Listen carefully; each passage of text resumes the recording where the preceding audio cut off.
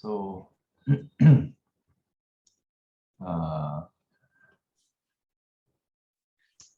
decided to, on alternate days, read a verse from the Anguttara Nikaya. Yeah. So today's verse is from Book 5, 130, Accomplishments. Because there are these 5 disasters. What 5? Disaster due to loss of relatives, disaster due to loss of wealth, disaster due to illness, disaster regarding virtuous behavior, and disaster regarding view. It is not because of a disaster due to loss of relatives, or a disaster due to loss of wealth, or a disaster due to illness, that with the breakup of the body after death, beings are reborn in the plane of misery, in a bad destination, in the lower world, in hell. It is because of a disaster regarding virtuous behavior and a disaster regarding view that with the breakup of the body after death, beings are reborn in the plane of misery, in a bad destination, in a lower world, in hell. These are the 5 disasters. Because there are these 5 accomplishments. What 5? Accomplishment in relatives, accomplishment in wealth, accomplishment in health, accomplishment in virtuous behavior, and accomplishment in view. It is not because of accomplishment in relatives, accomplishment in health, wealth, or accomplishment in health that with the breakup of the body after death, beings are reborn in a good destination in a heavenly world. It is because of accomplishment in virtuous behavior and accomplishment in view that with the breakup of the body,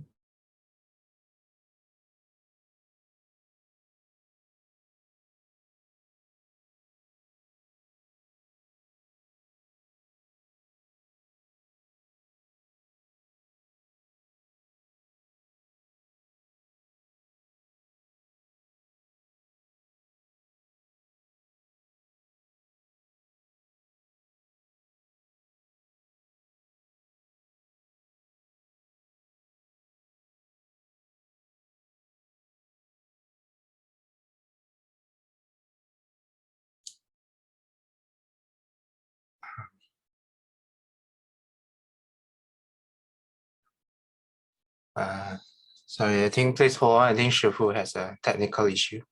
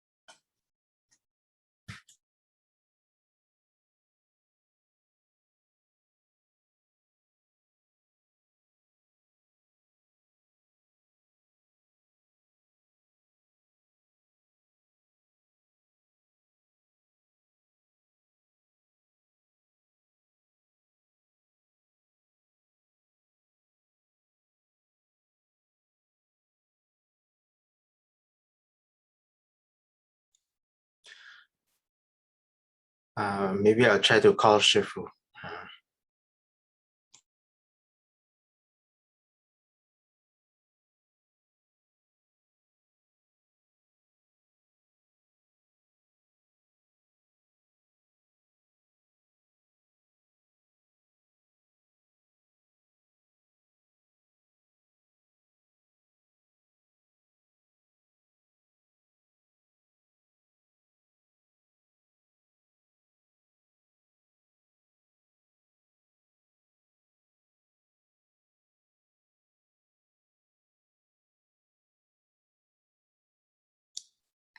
I cannot go through Shifu, so I'll just message him and maybe we can just wait.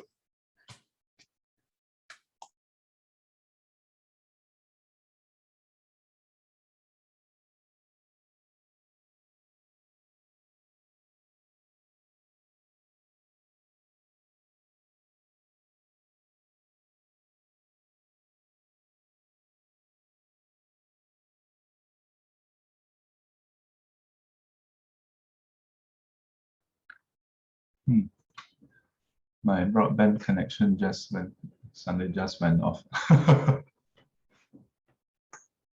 Anybody else on M1? Yeah, because my handphone also got disconnected. So I'm now on the 4G. Yeah. Okay, anyway, so I was going. Let's see whether you get disconnected again.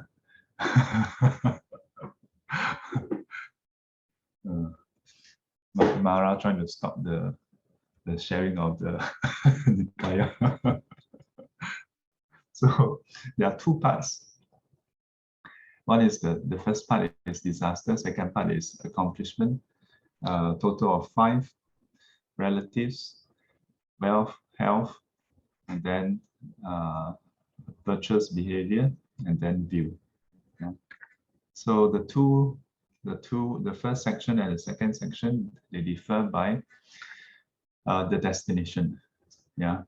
So the first section is the result is lower realm, yeah, in a bad destination in hell. And the second section is on heavenly rebirth in a good destination. Yeah. And in both cases, it is due to the behavior, that means the morality or the breaking of the precepts and wrong view. Yeah, whether it's right view or wrong view. If it's right view, then and good social virtuous behavior, then a person is reborn in a good destination in heaven. Yeah, whereas the one who has bad virtuous behavior, has wrong view, will be reborn in the lower realms.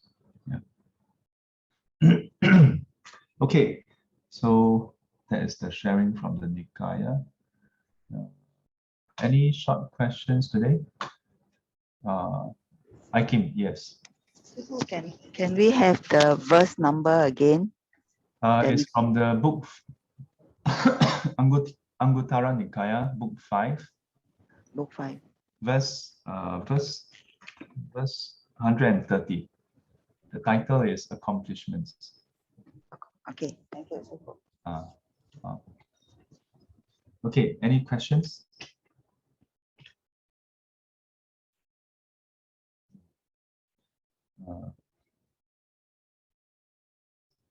See, we read from Sutta very short.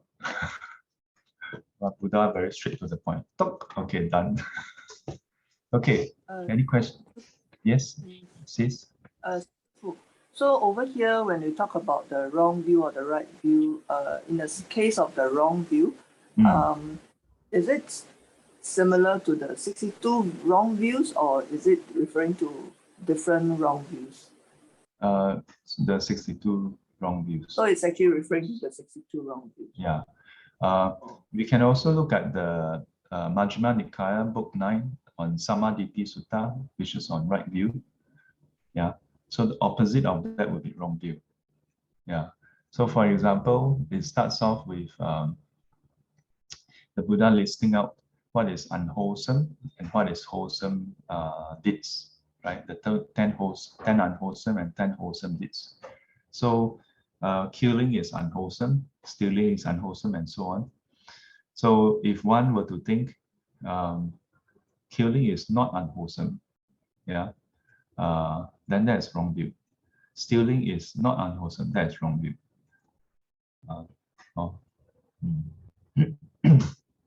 I know my sis actually has sent me another email about what she has read. I haven't gone through it yet. Another day I'll go through that. Li Ying says, dumb question, but I still don't know who Mara is. Is he like Satan? So, in many religion, there is the, the supreme being, the divine being. And then there's sometimes another, like a counter towards that supreme being. There seem to some will look at the Buddha and the Mara like a counter, right? Yeah, like a similar parallel. In this case, Mara is actually a heavenly being. Yeah, very interestingly, Mara is actually one of the heavenly being. So from what I've learned, Mara Mara, very interestingly, is actually one of the gods. What's interesting is that he's inside, he's within the sensual desire realm, and so the way it was described to me was quite interesting. That Mara is like a friend who like to enjoy themselves. So when you want to study, this good friend will tell you, "Ayah, study so hard for what?" Yeah, because this friend is stuck in primary school. So if you study too hard, you go to secondary school, then your friend cannot find you anymore. So this good friend, right, keep on trying to stop you from studying too hard. Yeah. Study too hard, you go to secondary school, then he cannot play with you anymore. Yeah.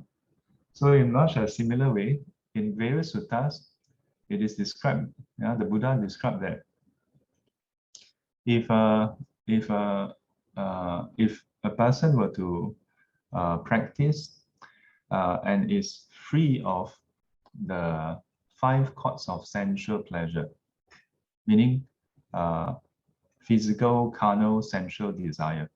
Yeah. So like pleasure from the eye, ears, nose, tongue, body.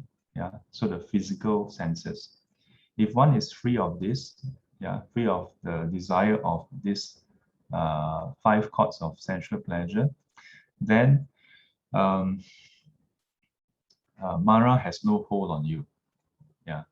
If a person can attain jhana, like the deep meditation, state, then Mara is blind to you. Blind in a sense, not that Mara is blind, but Mara cannot see you anymore. Yeah, because it goes beyond his state, because he's within the sensual desire realm. He is not able to see beyond the sensual desire realm. In a way, the way I understand it, the way I look at it, when you look at some of these verses, it seems quite supernatural, huh? But actually, to me, it makes a lot of sense. It says like, those of you who are mothers or fathers, when you look at your child, how many times have you talked to yourself or talked to your husband or wife, and say, you see, a boy, you know what he's going to do? You see, a girl, you know what he's going to do? Yeah, you have him within your 5 fingers. Yeah. Why? Because you know his traits. You know what he like, you know what he don't like. Yeah. Even walking along the street, the moment he or she pause a bit, you know why he paused.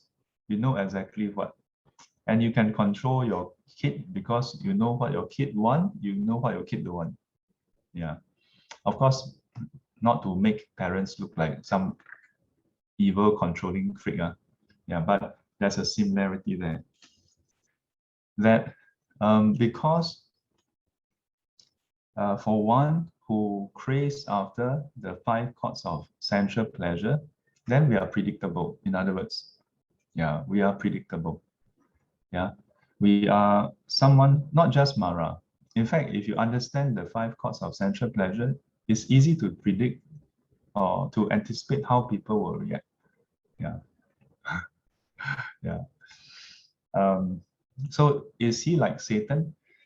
In many ways, not the same. Yeah, in many ways, not the same. Because if we say Satan, then it's the biblical being. Yeah, but against Satan, I'm not an authority or expert in Christian theology, but from what I know, the idea of Satan has is quite different from different authors. Yeah, and a lot of the modern idea of Satan is actually not biblical. Yeah, not based on theology. Yeah, but what I've heard is that Satan is also one of the being, one of the angel created by God, right? So this is one of the first difference. Yeah, in the Buddhist teaching, Mara is just one of the heavenly being. So any of us can become reborn at that state and then be termed Mara. Yeah. In fact, in some of the suttas, it talk about how the Buddha, Venerable Mahamoggallana, they were once Mara. They have ever been reborn as Mara before. Yeah, so Mara is not the name of a specific individual, but more like Brahma. Brahma is just a name of whoever is born in that level is called Brahma. Whoever is born at that level is called Mara.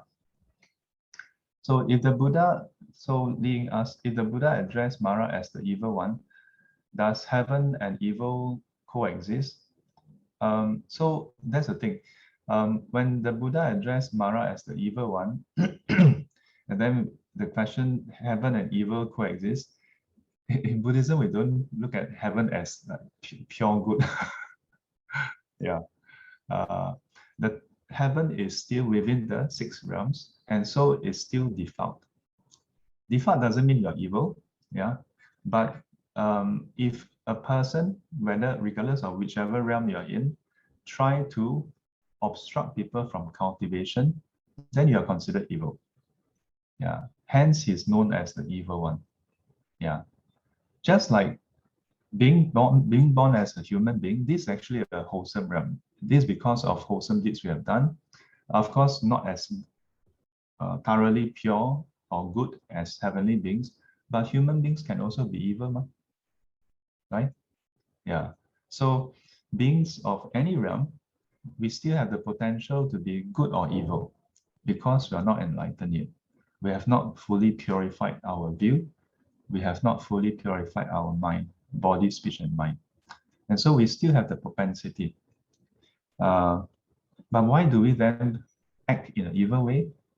Because of defilements. Yeah. Given the right conditions, as long as there's still ignorance around, then we may still act in a foolish way towards agreeable, pleasant stimulus. We tend to delight in it. Once it's prolonging, yeah. And if it's gone, we crave for its re-arising. Yeah. And sometimes, if the craving is strong enough, we may even resort to wrong ways in order to re-experience what we have experienced before. And sometimes, if someone were to obstruct us, we may even do something that is wrong to harm that person or that group of people or anything that stops us from experience what we desire. And I'm not talking about Adolf Hitler here. I'm talking about our kids. You try to stop your kid from playing with handphone, see whether he become Mara. You don't have to go and look for Mara out there. We all have the potential to be horrible kids. Yeah. So and in that way, act out of anger or aversion. Yeah. And why? Because ignorance is still in us. Yeah. In us, in the sense that because it has been conditioned for so long, but it doesn't mean it's inherent in us. That can change also. Yeah. But the question is whether we learn the right thing and then move in the right direction. Yeah. So in Buddhism, we all have the potential to be Buddha or Mara. 要成佛，要成魔，就看自己了。So yes, can Mara attain nirvana as well? Yes. Yeah. Mara is not a permanent entity also. The rebirth as Mara in the heavenly realm is also finite. Yeah. In some of the commentaries, it gives a very succinct, very succinct reasoning. It says the actions that we have done are all finite. So correspondingly, our result, our karmic results or retribution, if you will, in the more common parlance, we call it retribution. But basically the karmic result, yeah, vipaka, is also finite. But depending on how intense the effort was put in and how strong and how severe the result is, then it may vary. Yeah, heavenly realm tend to be astronomical compared to ours. Yeah, but compared to each other, they are not that much bigger. Yeah, so they are usually like exponential. One level is like 500 years, and then the next one is 1,000, next one is 2,000, 5,000, then 10,000, and so on. It goes up astronomically, but compared to each other, it's just double, But then compared to us, it's almost infathomable. So long that it seems eternal. Yeah. You think about it, if a being were to live for just 5,000 years, yeah, just 5,000 years, then for all intents and purposes, none of us have seen it born or die before. And as a result, it's very easy to conclude that this being has been around all the time. Yeah, right? It's just like primary school kids. Yeah, at primary school, we feel like that's our principal, has always been the principal. But actually, of course, nowadays a bit different. Nowadays, principal 5 years, and at most extend to 7 years. Yeah, last time, since my time until my who, and then later you get married, you have kids. Wow, the kids go there. Yeah, this is my same principle. Then it feels like it's the same principle, but actually, it's relative to how long your lifespan is. Yeah, in the case of primary school, how long do you stay in the primary school? If you stay in the, well, of course, most people stay for 6 years, right? Yeah. So if the principal tenure is longer than 6 years, then it will seem like, no, that was the only principal I know. Yeah. Oh. So Mara is seen in various suttas. Yeah, going around trying to disturb cultivators. Yeah, sometimes the Mara will go and enter into the stomach, enter into the body of the cultivator and try to create discomfort. Yeah, but the Arahants, when I say Arahants, I don't mean monks or nuns, not in particular. In some cases, we see monks, in some cases, we see nuns. Yeah, so in Buddhist teaching, it's very interesting. We have the nuns who are Arahants also, and they are very courageous, and they don't fear Mara. They're like, you evil one, I know you. Yeah, call him out and then be gone. Yeah, and simply the knowledge that that Mara has been seen through, Mara 没戏唱了, have to go. Then in some cases, Mara will appear as a different form and then try to tempt the monk or nun. And a common thing that they will say is, you are still black hair. What are you doing here in the forest? Why are you not back home enjoying the 5 courts of sensual pleasure? Yeah. Now, not all of them managed to defeat him in a sense not to be defeated. In Buddhism, we don't go and wage a holy war and go and try to attack Mara, kill him, cast him to hell. No, our victory over Mara is simply, you cannot tempt us. We remain unmoved. You can say whatever you want. We're going to continue to stay here and meditate. That's what is considered victory for us. Yeah. Oh.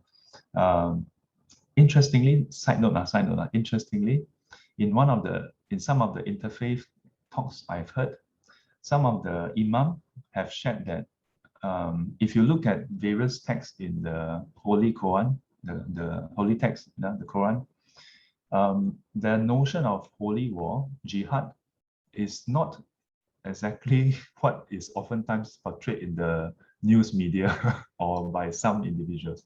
According to some of the imam, they say that the jihad is actually an internal fight, to fight against their own the evil inside. So when I heard it, I said, hey, then there's some in that way. Then there's some similarities. I don't say we are the same religion. Please, don't get me wrong. Because in interfaith, sometimes we tend to think, oh, interfaith, we're all one same big family, same religion, all the same. No, I don't agree with that. Religions are clearly quite different. We have slightly different belief, slightly different worldview. But there are similarities, and this is one area. Happen to talk about Mara. But now that I talk about Islam, I also want to just wrap up this part with one line. I often end my presentation in the interfaith dialogue by highlighting, we don't have to be the same to be friends, or we don't have to be enemies just because we are different. We don't have to be the same to be friends. The idea that we must be exactly the same, then we can be friends, and if there are differences, then we must be enemy. That is a very strange idea to me. Chinese have the saying, right? 不打不相识.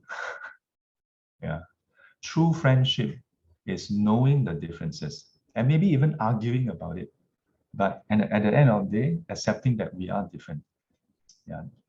True harmony and friendship comes from that. Okay, Rachel Tong says, some people have fear of dying due to COVID-19 as it is most likely a lonesome death, as family members cannot come close to the sick. So how to have calmness during this period of time and encourage others around us not to be so anxious or panicky? I don't want to trivialize this because for most people, it is a very unsettling thing to go through. Not to mention having to face death by yourself, just being quarantined. No, not to mention being quarantined. Last year, CB, circuit breaker, you see a lot of people, being very restless already. The fact is that we are just not used to it. When I say we are, I mean most people are. I think monks and nuns, we are quite used to it. That's why last year during COVID, during the CB and after that, students asked me, how Sifu? Are you okay? I say, yeah, I'm okay. Then they're like, cannot, wow, this few months cannot go out. You can deal with it. Then I'm like, welcome to our world. Unless you are invited to go out for a talk, for let's say home visit, hospital visit, or a meal, I just don't go out. And I think most monks and nuns just don't go out. So that's why when you go out, you don't always see monks and nuns. On occasion, you see us outside, but you rarely see us because we just don't go out. So then how about those who are possibly suffering from COVID, or the fear, the anxiety, the panic of potentially experiencing COVID, and whether you die or not, that's one thing that you have to be alone going through it. Because once you're hospitalized due to COVID, no visitors, right? So I've shared in many talks about elders, for seniors, for elders, to do a simple exercise. At least once a week, spend 1 hour by yourself. And this exercise perhaps is something that we need to do regardless of whether you are young or old. Because whether you go through COVID or not, the truth is when we die, we go alone, Has anyone ever have a chance to say, oh, when I die, I hold my hands with my family members and all die together, and after that, I think nobody hope to do that. Because when that happens, then it's something very terrible. Yeah. And even then, even if you hold hand and die together, your rebirth is not going to be assured that you will go in the same place, you know. Yeah. Your rebirth is by yourself. Yeah.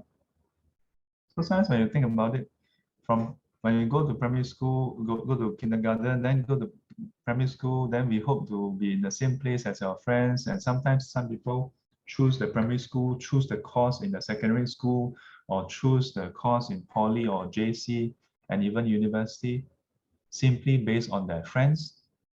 I think it speaks of the amount of support we need from each other.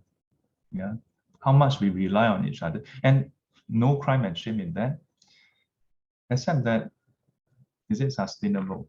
At some point, you know, if this is the only way you know how to live, then you will not be able to face this. I'm not saying that it's wrong to rely on our friends and family, yeah, to have that kind of uh, nice close flows. Yeah. All I'm saying is that if this is the only way, only mode of living we know, only way to feel safe, then we'll never truly feel safe. Yeah. And this is above and beyond having to face COVID. Yeah.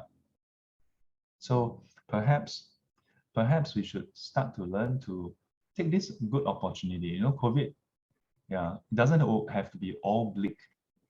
This is a good opportunity for us to practice solitude. Not being a hermit, not becoming antisocial. Practicing solitude is not being antisocial. It just means that learn to be okay by yourself. Learn to be satisfied with being by yourself.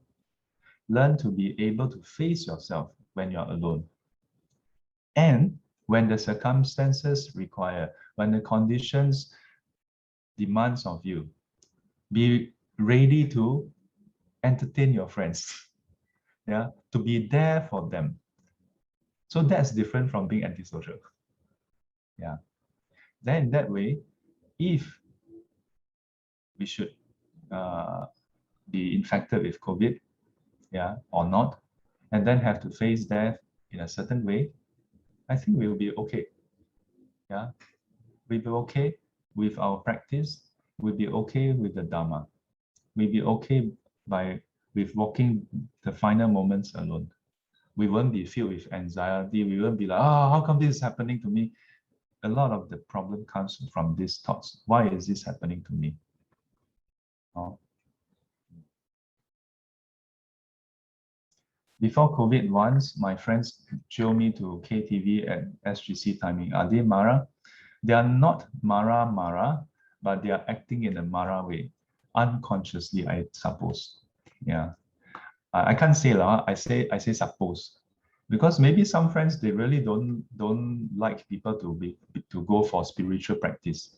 Maybe there are some friends, who don't like specifically for people to go for Buddhist religious.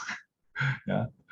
Then some may consciously at the time of SGC, yeah, or some religious program, then purposely go. I mean, Sunday 2+, so hot, go for KTV. Yeah, there's a very odd timing.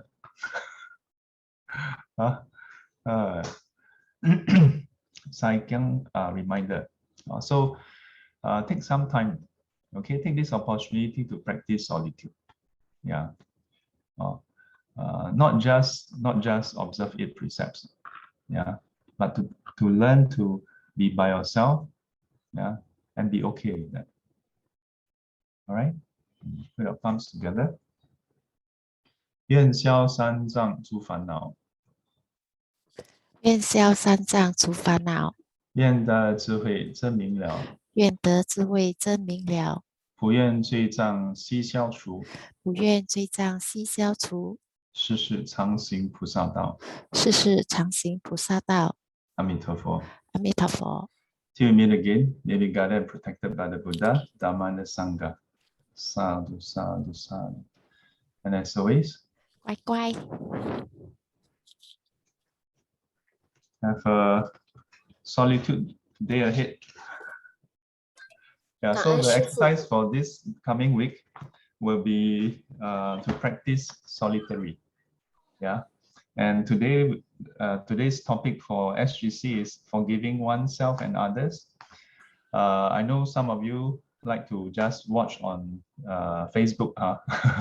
Yeah, so if your friends are not cheering you for KTV at SGC timing, join us on Zoom. I'll see you all later. Okay, take care. Stay safe. Thank you, 师傅。 Thank you, 师傅。 Thank you, 师傅。 Okay. Thank Thank you, you， everyone. 师傅。 Mm. 拜拜，师傅。拜拜。拜拜，师傅，Thank you，拜拜，拜，老妈。 Thank you，拜拜。嗯。